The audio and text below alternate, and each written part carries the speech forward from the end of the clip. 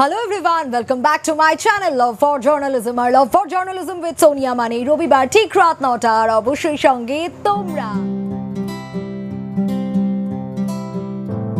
আজ আরও একটা রবিবার, নতুন একটা টপিক এবং ইন্টারভিউ নিয়ে যখন কথা বলছিলাম তখন আজ অন্য কোনো বিষয় নিয়ে কেনই বা আলোচনা করব।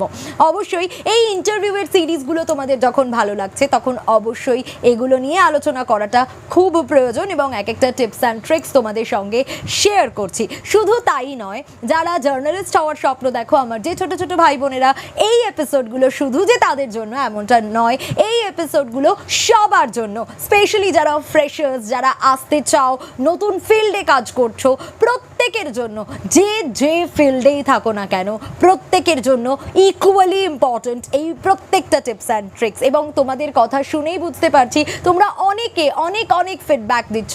থ্যাংক ইউ সো মাচ তোমাদেরকে, কারণ এই ফিডব্যাকগুলো সত্যিই আমার ভালো লাগছে, আমাকে আরও মোটিভেট করছে।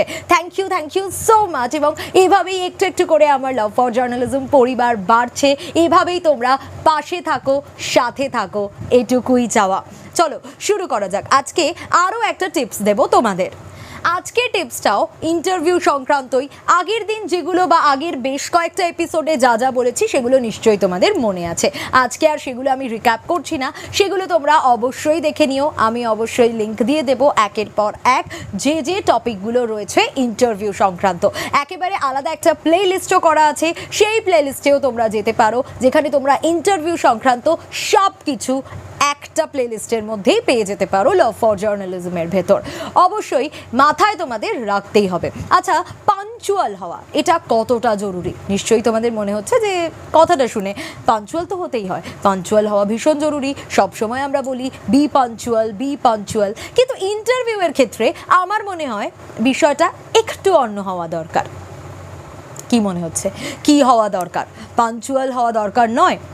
না, শুধু যে পাঞ্চুয়াল হবে তা নয়, বিফোর টাইমে পৌঁছানোটা দরকার। কারণ আমার মনে হয় আমি যদি অন টাইমও পৌঁছাই সেটাও কোথাও গিয়ে আমার জন্য লেট।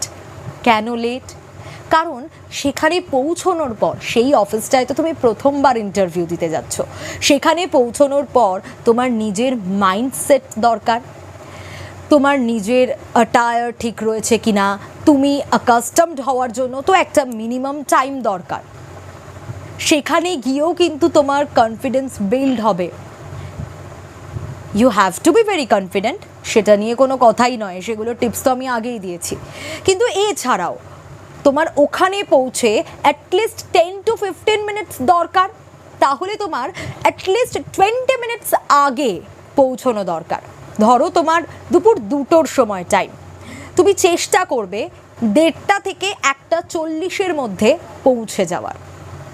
একটাই টাইম, তুমি চেষ্টা করবে 12:30 থেকে 12:40 মধ্যে পৌঁছে যাওয়ার। খুব যদি লেট হয় তাহলে সেটা 12:45 হতে পারে, কিন্তু 15টা মিনিট আগে চেষ্টাই করবে অফিসে ঢোকার। তারপর তারা তোমাকে 1 ঘন্টা বসিয়ে রাখতে পারে, তারা তোমায় 1.5 ঘন্টা বসিয়ে রাখতে পারে, তারা তোমায় শার্প 2টোর সময় ডেকে নিতে পারে, সেটা তাদের ব্যাপার। তার সঙ্গে তোমার কোনো লেনাদেনা নেই। তোমার শুধুমাত্র নিজের সঙ্গে নিজের অ্যাকাস্টমড হওয়ানোটা। সেখানে গিয়ে তুমি অফিসটাকে দেখছো, তুমি সেই অফিস সম্বন্ধে অনেক কিছু পড়াশোনা করেছো, সব কিছু জেনেছো, তোমার সিনিয়র্স যদি কেউ থাকে বা অন্য যারা কেউ তোমার চেনা জানা যারা ওখানে চাকরি করেছে, হোয়াট এভার, বা গুগল করেছো, সব কিছু মিলিয়ে একবার মাথার মধ্যে রিভাইজ করে নেওয়া, এগুলোর জন্য কিন্তু মিনিমাম একটা টাইম লাগে।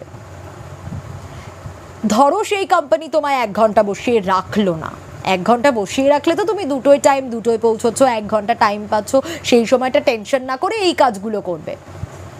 কিন্তু যদি তোমার 2টোয় টাইম, তুমি 2টোয় পৌঁছলে, তোমাকে 2:05 ডেকে নিল, 2:02 ডেকে নিল, তখন তুমি কি করবে? তুমি তো নিজেকে অ্যাকাস্টমড করার জন্য কোনো টাইমই পেলে না।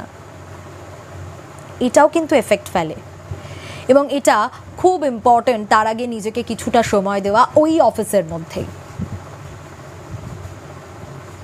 সো এটা খুব ইম্পর্টেন্ট পয়েন্ট। হয়তো অনেকেই এই বিষয়টা খুব লাইটলি নিয়ে নেবে যে আমি তো কনফিডেন্ট, এতদিন ধরে এত কিছু বললে যে এই করতে হবে, ওই করতে হবে, সেই করতে হবে, এগুলো সব কিছু তো আমি করেছি, তারপরে আমার আর প্রয়োজন নেই। কিন্তু না, প্রয়োজন আছে। খুব প্রয়োজন আছে। এটা যে কতটা হেল্প করে, যারা ফেস করবে, এভাবে ভাববে, সেই জায়গাটায় গিয়ে পৌঁছে তারা বুঝতে পারবে। ওয়াইজ হওয়ার টাইম ইন্টারভিউটা নয়। যদি তুমি নিজেকে খুব ওয়াইজ ভাবো, ইটস গুড, কিন্তু কোথাও গিয়ে ওভার বিষয়টা ভালো না, ওভার কনফিডেন্স ভালো না। ওয়াইজ ইন্টারভিউয়ে ভাবাটা উচিত নয়, কারণ তোমার থেকেও অনেক অনেক বেশি ওয়াইজ তোমার ইন্টারভিউয়াররা। এইটা ভাবতে হবে তোমায়।